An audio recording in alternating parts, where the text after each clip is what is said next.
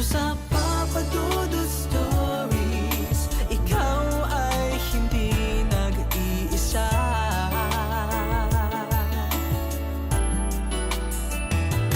Dito sa Papa Dudut Stories, may nagmamahal sa'yo. Papa Dudut Stories, Papa Dudut Stories. Dear Papa Dudut, sa lahat po ng mga nakatutok ngayon, huwag kalimutan na mag-like, mag-share at mag-subscribe.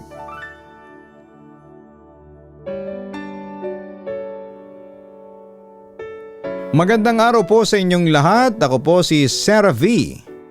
37 years old na sa ngayon at panganay sa 5 magkakapatid. Dito ko ngayon nakatira sa Quezon City pero tubong Romblon ako. Sumulat ako sa inyo para sana i-share sa inyo ang aking kwento ng buhay. Papa Dudut, sa 5 magkakapatid, ako lamang ang lalaki. Sabi nila ay maswerte daw ako dahil nabiyayaan daw ako ng kakisigan. Although hindi naman ako yung tipo ng lalaki may abs at regular na nagji-gym. Pero batak na batak ang katawan ko dahil bata pa lamang ako ay nagtatrabaho na ako para sa aking pamilya.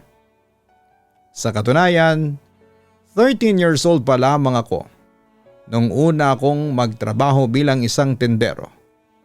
Tapos ay naging tagapag-alaga ng mga baboy sa isang piggery. At pati paglilinis ng Poso Negro ay pinasok ko din sa tulong ng aking tiyuhin na ganon ang trabaho. Bakit ako napilitang magtrabaho sa murang edad? Tulad ng pangkaraniwang pamilyang maralita, walang trabaho ang aking ina. Tapos ay lulong pa ito sa sugal habang si Papa naman ay maagang kinuha ng langit o impyerno dahil nasangkot siya sa isang drug operations na pumalya at isa siya sa mga napatay noon ng mga pulis. Kaya wala akong ibang choice noon kundi ang magtrabaho sa murang edad. Sa kabilang banda, Papa Dudut, sa kabila ng pagiging banat sa trabaho ay meron pa rin akong oras para mag-aral. Madali naman akong nakatapos ng junior high school at senior high school with highest honors. Pinag-aralan ko rin noon kung paanong magsalita ng wikang Ingles fluently dahil naniniwala ako noon na mas maganda ang magiging kinabukasan ko kung magaling ako sa pagsasalita noon. Pero humagupit muli ang lupit ng tadhana. At pagkatapos ko ng senior high school ay nagpasya na akong tumigil muna sa pag-aaral at mag-focus na lamang ako sa pagtatrabaho dahil ang goal ko noon ay mapag-aral ko ang mga kapatid ko at masuportahan ko ang lahat ng mga pangangailangan nila. Sa 4 na babae kong kapatid, ang pinaka-close ko ay si Leona, ang bunso namin. That time ay sinubukan kong mag-work noon sa isang opisina bilang messenger. Ang opisina ay located sa Quezon City habang sa Romblon pa kami nakatira noon. Kaya no choice ako noon kundi ang mag-boarding house sa Quezon City at umuwi ako ng Romblon isang beses kada buwan. At katulad ng sinabi ko, Papa Dudut, si Leona ang masasabi kong pinakamalapit sa akin. Bagamat mahal ko naman silang lahat, pero si Leona ang nagbibigay ng ngiti sa puso ko. Kapag masaya siya, masaya din ako. Kahit pa pagod na pagod ako sa trabaho, nawawala yon kapag tumatawa siya at naririnig ko ang masasayang boses niya. Samantalang dumating ang Disyembre. Nagkataong abala ako noon sa trabaho at hindi ko magawang makauwi sa mismong araw ng Pasko. Kaya naisip kong bigyan ang mga kapatid ko ng bagong sapatos. Alam ko kasi na luma na ang madalas nilang gamitin. At nagsabi noon sa akin si Leona na nahihiya siya tuwing may school activity na kailangan ng presentable na outfit. Nagpunta ako sa isang mall pero sadyang napakamahal ng mga sapatos. Ang sahod ko ay sapat lang din para sa ipapadala kong pera kay mama at syempre sa mga bayarin ko dito. Kaya naganap ako ng ibang option. Sa isang online nakakita ako ng isang pares na halos kamukha ng isang sikat na brand. Ang ganda ng design at kahit na imitation lang, sa tingin ko'y matibay naman at presentable.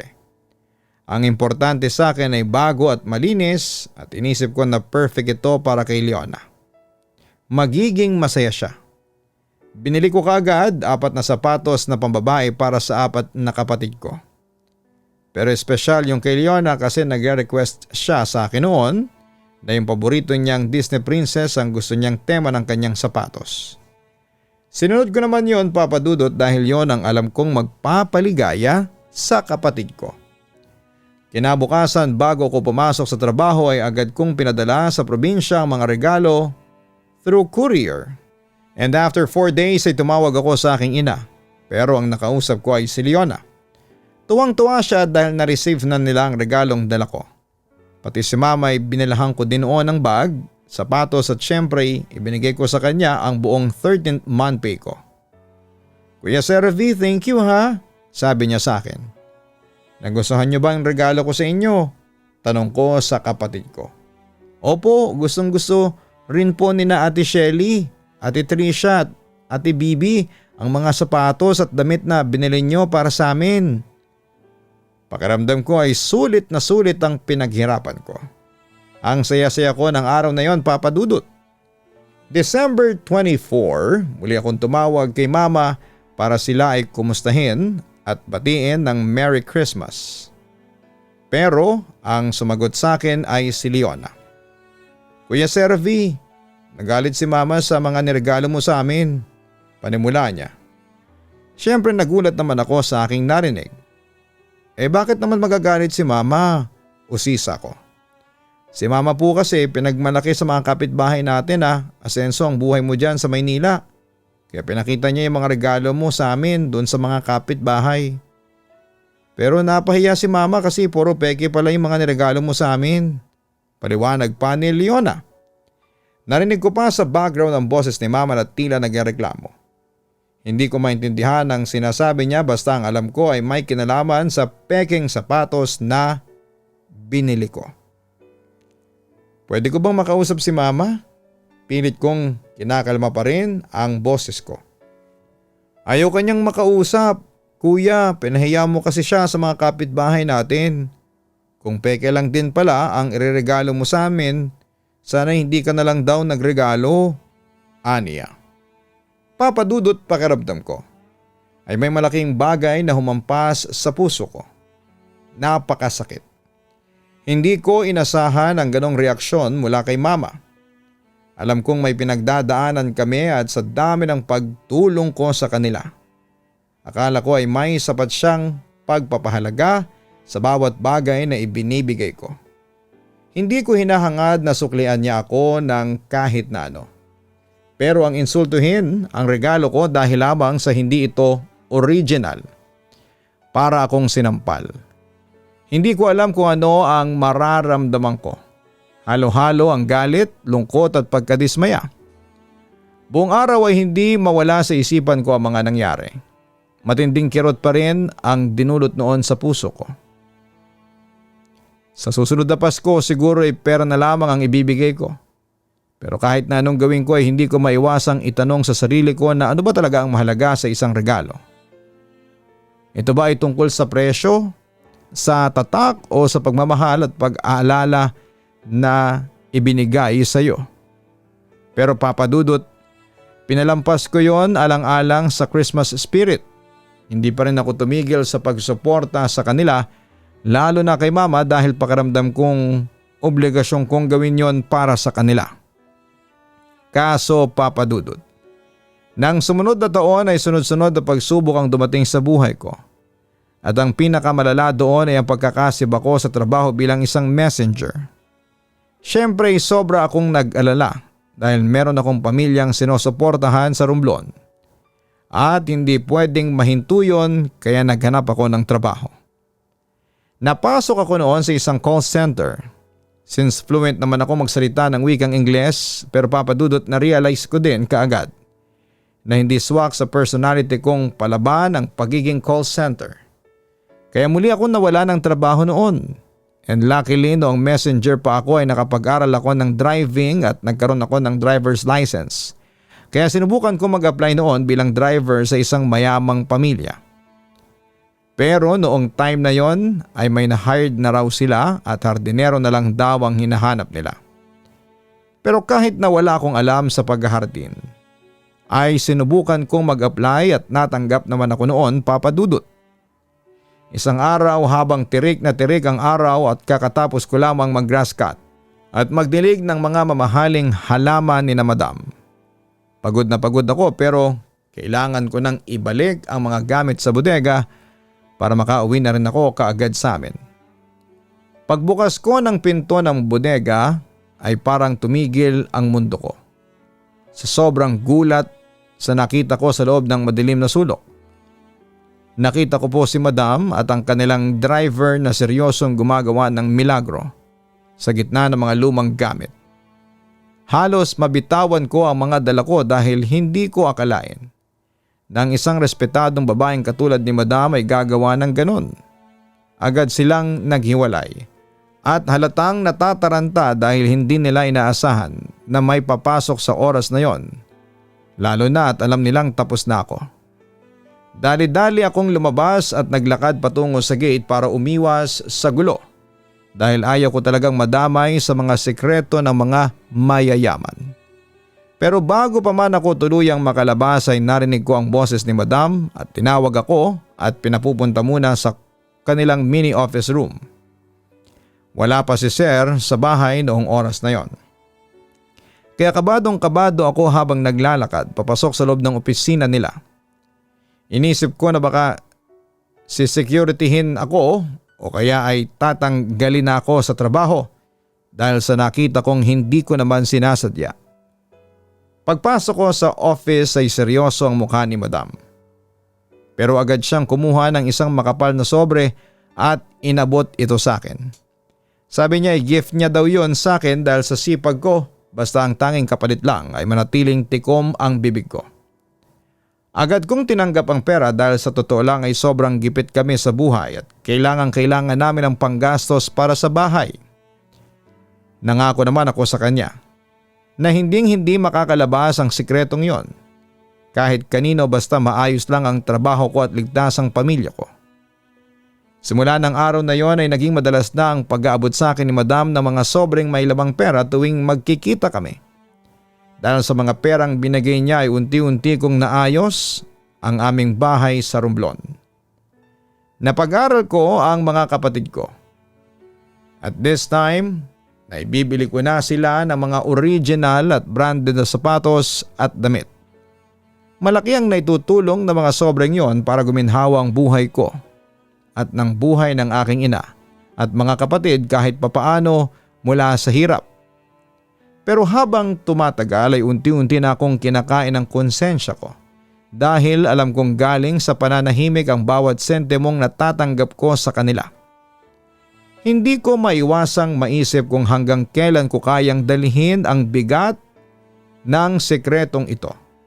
Habang nakikita ko si Sir na mabait din naman sa akin, pakiramdam ko ay nagiging kasabwat na rin ako sa panlulokong ginagawa ni Madam sa asawa niya dahil lang sa pera at sa kaginhawahan.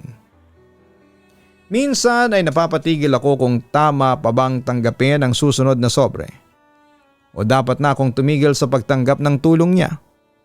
Napapaisip ako kung sapat na ba ang naitulong niya para maayos ang bahay namin at dapat na ba akong humanap ng ibang mapapasukan na trabaho.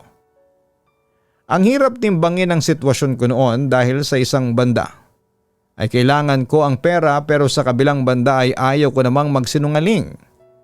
Natatakot din ako na baka isang araw ay mabisto sila at ako ang mapagbintangan o madamay sa gulo na hindi ko naman sinimulan sa una pa lang. Gusto ko lang naman ng marangal na buhay para sa pamilya ko. Pero parang nakatali na ako sa madilim nilang sekreto. Hanggang sa isang araw ay nabalitaan ko na lamang na nag-resign na yung driver na kalaguyo ni Madam. At dahil mas kailangan nila ng driver at may experience na ako sa pagmamaneho, ay ako na ang ginawa nilang driver. Siyempre natigil ang pagbibigay ni Madam ng ekstrang sobre sa akin since wala na rin naman yung kabit niya. At saka hindi ko na rin naman kinakailangan yon since malaki naman ang sahod ko sa kanila bilang driver. Akala ko noon, Papa Dudut, ay matatapos na ang problema ko. Pero ang hindi ko alam ay may nagbabadyang problema sa akin. Natipuhan kasi ako ni Madam. Nung una ay nagsimula siya sa papuri sa itsura ko. Gwapo ka pala, Sarah V. O ang ganda pala ng tindig mo, Sarah V. Hindi ko tuloy maiwasang humanga. Mga ganong tipong papuri ang ibinibigay ni Madam sa akin kada araw. Tapos ay binibigyan din niya ako palagi ng extra bonus sa sweldo ko. Siyempre ay tuwang-tuwa naman ako at masaya din naman sina mama at mga kapatid ko dahil malaki ang naipapadala kong pera sa kanila. Pero Papa Dudut, ang hindi ko alam lahat ng iyon ay may kapalit dahil isang araw ay humingi ng pabor si Madam sa akin. Magtali kami kapalit ng pera. Dahil sa hindi ako sanay sa ganong kalakaran ay tumanggi ako. At ayon dahil sa pagtanggi ko ay pinag-initan ako ni Madam hanggang sa nagpasya na lamang akong mag-resign sa trabaho. Samantala nang mawalan ako ng trabaho ay isang masamang balita pa ang dumating sa akin. Na-stroke si Mama. Ayon kay Shelly, bedridden na raw ito at hindi makakain ng maayos.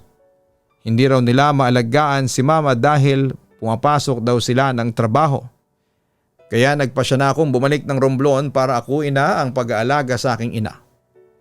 Yun nga lang, Papa Dudut, pag uwi ko sa bahay ay sobra akong nahirapan sa pag-aalaga kay Mama. Bukod kasi sa pag-aalaga ay kailangan ko pa rin magtrabaho para may pera kami. Namasukan ako noon bilang driver at taga-deliver ng mga sako-sakong bigas sa mga kliyente namin. Pero hindi malaki ang sahod ko noon at palagi kaming kinakapos noon sa pera. At dahil ako ang panganay at pasan ko sa aking balikat ang buong pamilya ko, nagkaroon po ako ng depression. Pero hirap na hirap kami noon, kaya nilabanan ko ang depression. Hanggang sa dumating ang pagkakataong kailangan ko nang mamili kung susuko ba ako o gagawa ng paraan para hindi magutom ang mga kapatid ko. Sa gitna ng depresyon ay pinasok ko ang pangmadali ang income. Dahil di rin ako nakapagtapos, mahirap maghanap ng trabaho na kasya sa aming needs. Pag-aaral ng 4 kong kapatid at gasto sa bahay at sa mga gamot ni Mama. Hanggang sa naisipan ko yung dati kong amo na gusto akong gawing kabit. Kung dati hindi ko masikmurang pumatol sa mga matrona at bakla, sa pagkakataong yon ay parang pipilitin ko ng sikmurain ang ganong klase ng trabaho para lamang malaki ulit ang maibigay kong pera para sa pamilya ko. Kaya kung kani-kaninong matrona at bakla ako sumasama. One time ay pumunta ako sa kapitbahay naming bakla si Basil, isang retired teacher na walang anak. Nag-iisa lang siya sa bahay niya. Inimbitan niya ako sa isang gabi kapalit ng 5,000 na magiging allowance ng mga kapatid ko. Grabe din si Basil, kahit may edad na ay malakas pa rin ang tuhod at game na game sa mga M2M. Pikit mata akong nakipagtalik sa isang bakla ng gabing yon. Kinabukasan ay hindi ako pinansin ng aking mga kapatid noong time na binibigyan ko na sila ng allowance nila. Galit sila sa akin dahil may nakapagsabi daw sa kanila na doon ako natulog sa baklang si Basil. Pinaliwanag ko naman na kaya nagawa ko yon dahil wala akong ibang malapitan. Paano ang pagkain namin? Paano ang allowance nila? Paano na si Mama? Makalipas ang 3 araw ay si Remy naman ang nagchat sa akin at niyayaya ko sa beach mag-unwind daw kami. Kilala itong si Remy sa mga matrona sa lugar namin. Mapera ito dahil sa negosyo nitong 5-6. Dahil malalaki naman na ang mga kapatid ko ay umalis ako ng gabing yon. Nagtanong sila kung saan ako pupunta pero sinabi ko lang na attend ako ng isang birthday party Ang hindi ko alam ay sinundan pala ako ng kapatid kong si Shelly. Nung dumating ako sa beach ay sinalubong ako ni Remy. Nakita yon ng aking kapatid, kaya mas lalo siyang nandiri sa akin. Pag uwi ko sa bahay, kinompronta ako ng mga kapatid ko tungkol sa ginawa ko. Hanggang sa unti-unti kong pinaintindi sa kanila, ang ginawa kong ito ay para din sa kanilang kinabukasan. Nalaman din ito ni Mama at imbes na magpasalamat sa iaabot ko sanang pera sa kanya, ay paninermon pa ang inabot ko sa kanya. Sa palagay mo, Sarah V, ikakarangal kita bilang anak. Hindi dahil dyan sa ginagawa mo. Nilalagay mo lang kami sa kahihiyan, aniya. Ma, ito lang pong naisip kong paraan sa ngayon para masustentuhan ko ang lahat ng pangangailangan nyo. Katwiran ko naman. Kahit na, sinisira mo ang pamilya natin. Mas gugustuhin ko na lang na mamatay na lang ako kaysa makita ko yung mga anak ko na nagbebenta ng laman para lang mabuhay tayo. Malungkot na wika ni Mama. Fast forward, nagpatuloy ako sa ganon. Umasa ako sa mga sugar mommy at sa mga sugar Becky. Nalaman nyo na mga kapatid namin at sari-saring panlalait ang natanggap ko mula sa kanila. Nahiya na ako sa mga tao pero iniisip ko ang mga kapatid ko. Hindi nga nagtagal, naging kabit ako ng isang matandang babaeng negosyante at mula noon ay hindi na ako nagpagamit pa sa iba. Sa loob ng mahabang panahon ay naging kabit ako para lamang masigurado na hindi titigil sa pag-aaral ang 4 kong kapatid dahil sila lang ang pag-asa ko. Buwan-buwan ay may natatanggap akong allowance na sapat para sa tuition nila, sa mga luho nila at sa mga projects na kailangan nilang ipasa sa school para maging honor students. Tuwing uwi ako sa bahay ay tinitiis ko ang pagod at pandidiri sa sarili ko. Dahil ang mahalaga sa akin ay nakikita silang masaya at maayos ang mga gamit. Hanggang sa halos sabay-sabay graduate ang mga kapatid ko, sina Shelly at Trisha ay parehong accountancy ang tinapos. Habang si Bibi naman ay tourism.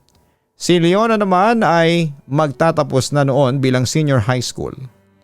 Sobrang excited ako dahil sa loob ng maraming taong pagsasakripisyo ko ay sa wakas ay matatapos na rin ang paghihirap ko. Bumili ako ng pinakamagandang damit at sapatos dahil gusto kong maging presentable sa harapan ng mga kaibigan nila at para maipakita na proud ako sa narating nila. Pero kagabi habang naghahanda ako ng mga gamit ay kinausap ako ni Shelly. Sa sala habang nakayuko at tila hirap na hirap siyang sabihin ang nasa loob niya. Akala ko ay yayakapin nila ako at magpapasalamat dahil tinalikuran ko ang dangal ko para lamang sa kinabukasan nila, pero kabaligtaran ang nangyari sa gabing yon. Sinabi ni Trisha na huwag na raw akong sumama sa graduation ceremony nila dahil kinakahiya raw nila ako sa harapan ng mga kaklase at mga magulang ng friends nila. Sabi naman ni Leona na marumi raw ang pagkatao ko at baka mapagbulungan lang sila kapag nalaman ng mga tao nang nagpaaral sa kanila ay galing sa ganung paraan. Mas masakit pa sa sampal ang mga salitang binitawan nila dahil pakiramdam ko ay basura lamang ako na matapos pakinabangan ay basta na lamang itatapon sa gilid. Kinabukasan habang palis na silang, nang makita ko silang nakasuot ng kanilang mga toga habang nagtatawanan at tila walang nangyaring komprontasyon sa pagitan naming magkakapatid kagabi. Nakatingin lamang ako sa bintana habang pinapanood silang sumasakay ng taxi habang hawak ko naman ang graduation gift ko para sa kanila na nahulog lamang sa sahig. Naisip ko lang na kung hindi ba dahil sa maruming paraan na sinasabi nila ay mararating na mga kapatid ko ang pangarap nila. Siguro ay kasalanan ko rin dahil pinilit kong ibigay ang langit sa kanila kahit na ang kapalit nito ay ang paglubog ko sa putikan para lang sila ay makaahon. Papa Dudut. Hindi ko napigilang umiyak noon habang mag-isa ko sa bahay. Iniisip kong saan ba ako nagkulang o kung sobra ba ang pagmamahal na ibinigay ko kaya naman nakalimutan nila ang respeto. Ang tanong ko tuloy, sa sarili ko noon, nauwi lang ba sa lahat ang mga sakripisyong binigay ko sa kanila?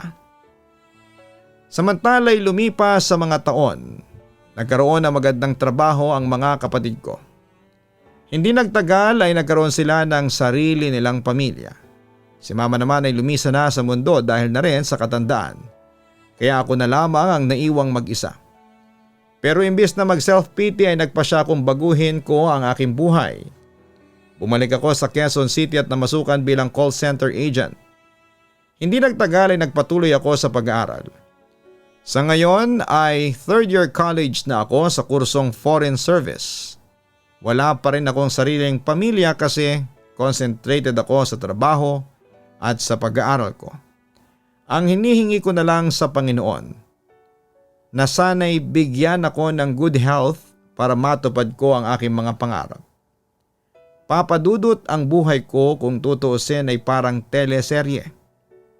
Maraming ups and downs. Maraming unexpected twist.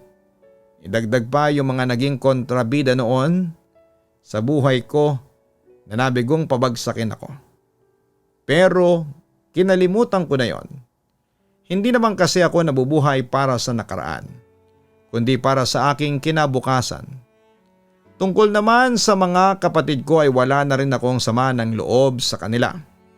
Masaya na rin ako kasi bilang kuya ay nagawa ko ang obligasyon ko sa kanila. At masaya na ako na makita silang asensado na sa buhay. Papa Dudut, hanggang dito na lamang ang sulat ko at sana po ay mabasa mo ito at mapiling itampok sa Papa Dudut channel. Muli maraming salamat at magandang araw. Lubos na gumagalang, Sarah V. Maraming salamat kay Sarah V sa pagbabahagi mo ng iyong totoong kwento sa aming programa. Hindi nauwi sa wala ang mga sakripisyong ibinigay mo para sa iyong pamilya dahil napagtapos mo ang mga kapatid mo at nabigyan mo sila ng maayos na buhay.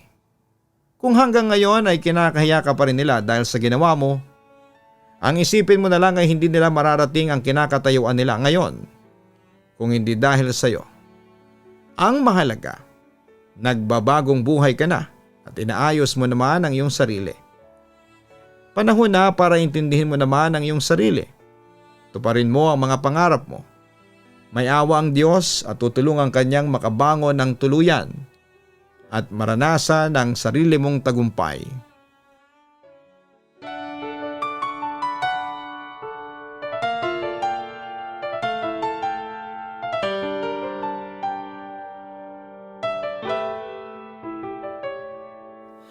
Ang buhay ay mahiwaga, laging may lungkot at saya. Sa Papa Dudut Stories, laging may karamay ka.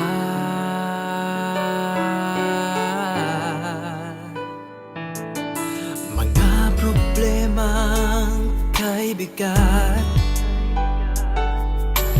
dito ay pakikinggan ka. Sa Papa Dudut Stories, kami ay iyong kasama. Dito sa Papa Dudut Stories, ikaw ay hindi nag-iisa.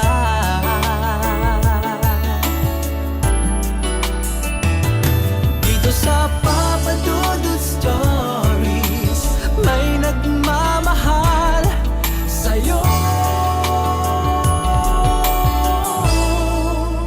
Papa Dudut Stories, Papa Dudut Stories,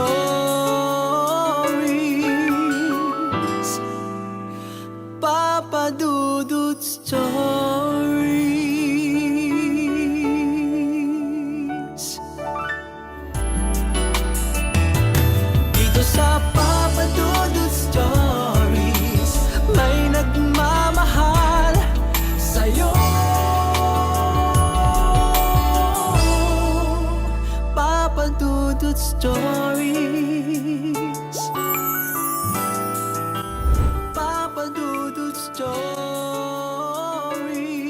Hello mga ka-online, si Papa Dudut po ito. Nag-enjoy ka ba sa ating kwento ngayong araw? Huwag kalimutan na i-share, mag-like at mag-subscribe. Maraming salamat po.